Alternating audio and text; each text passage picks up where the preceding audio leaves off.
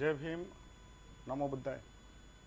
1 April 2026 रोजी पुण्यातील अतिशय दुःखद अशी घटना घडलेली आहे। पत्रकार नाना उर्फ अशोक गायकवाड यांचं दीर्घ आजारपणामुळे निधन झालेलं आहे आणि त्यांच्या निधनामुळे मी त्यांना या ठिकाणी श्रद्धांजली व्यक्त करत आहे। नाना गायकवाड हे गेले अनेक वर्ष पुण्यामध्ये सम्राटच्या माध्यमातून पत्रकारिता करीत होते। ते जरी पत्रकार असले तरी ते चळवळीचं खूप मोठं स्रोत होते, खूप मोठं केंद्र होते। कारण आपण बघतो आजकालचे पत्रकार आहेत ते फक्त जे संपादक सांगतील, जे TRP असतील त्या प्रकारे काम करत असतात। परंतु नानाचं कार्य वेगळं होतं। नाना हे स्वतः चळवळीच्या ज्या काही बाबी आहेत, ज्या डॉक्टर बाबासाहेब आंबेडकर असतील, भगवान गौतम बुद्ध असतील, फुले शाहू आंबेडकर यांना जे अभिप्रेत आहे ते सर्व अभिप्रेत कार्य ते पत्रकारितेच्या माध्यमातून गेले अनेक वर्ष करत होते।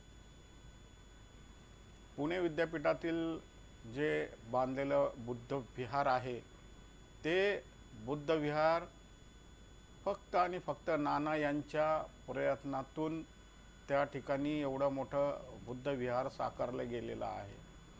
नानांनी चळवळीमध्ये काम करत असताना पुण्यातील सर्व बुद्ध विहारे असतील, प्रमुख नेते असतील, प्रमुख कार्यकर्ते असतील, प्रमुख पक्ष असतील, त्या सर्वांसोबत त्यांनी अतिशय चांगल्या प्रकारे कार्य केलेले आहे। पुण्यातील मोर्चे, आंदोलने, जयंत्या आणि कोणावर कसल्याही प्रकारे अन्याय अत्याचार झाला तर नाना त्या ठिकाणी धावून जात असत। आजकालचे पत्रकार आपण बघतो की मोठमोठे बंगले, मोठे फ्लॅट, त्याचबरोबर मोठमोठ्या गाड्यांमधून हिंडतात। परंतु नाना एक असं व्यक्तिमत्व होते, त्यांना पैशाची कसल्याही प्रकारे लालसा नव्हती।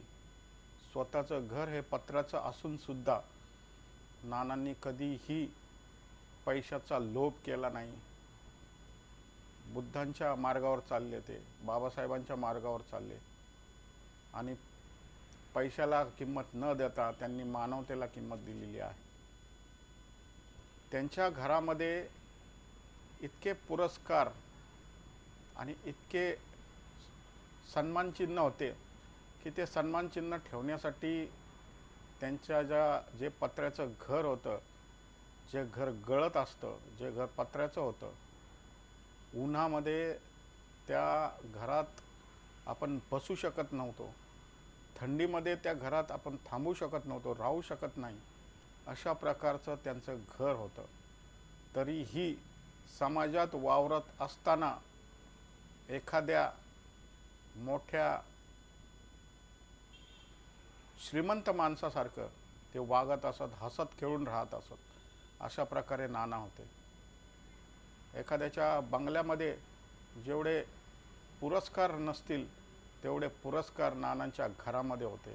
ठेवायला जागा नव्हती, एवढे पुरस्कार नानांना मिळालेले होते आणि एवढे सन्मान नानांना मिळाला होता।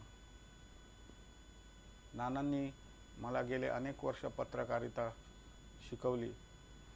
नानांमुळेच मी पत्रकार झालो आणि नाना नेहमी म्हणत असत की चळवळ खूप मोठी महत्त्वाची आहे। नानांनी दलित पॅन्थरपासून रिपब्लिकन पार्टी ऑफ इंडिया, त्याबरोबर भारतीय बौद्ध महासभा, समता सैनिक दल, वंचित बहुजन आघाडी, सर्व पक्षाबरोबर त्यांनी कामं केलेली आहे आणि नाना जेव्हा भेटायचे तेव्हा ते वंचित बहुजन आघाडी आणि आदरणीय बाळासाहेब आंबेडकर यांच्याबद्दल त्यांना फार गर्व असायचा, अभिमान असायचा की वंचित बहुजन आघाडी आणि बाळासाहेब आंबेडकर सारखे नेतृत्व आपल्याला पुढं घेऊन गेलं पाहिजे असं ते वारंवार सांगायचे. नाना एक खूप मोठे म्हणजे एक हसत खेळतं एक पत्रकारिता ते करत असत. ते कुठल्याही नेत्याला जाब विचारल्याशिवाय राहत नसत. त्यांना प्रश्न विचारले ते प्रश्न विचारत नव्हते तर थेट जाब विचारायचे. मला आठवतंय की पुणे महानगरपालिकेमध्ये केंद्रीय मंत्री रामदास आठवले जेव्हा पत्रकार परिषद होती तेव्हाही त्यांनी निर्भीडपणे त्यांना जाब विचारायला घाबरले नाहीत. ठणकावून त्यांनी जाब विचारत असत आणि कोणालाही न घाबरता ते पुण्याचे कलेक्टर असतील किंवा कुठलेही नेते असतील त्यांना ते निर्भीडपणे जाब विचारायचे. ते प्रश्न विचारत नव्हते, जाब विचारायचे. असे हे नाना होते.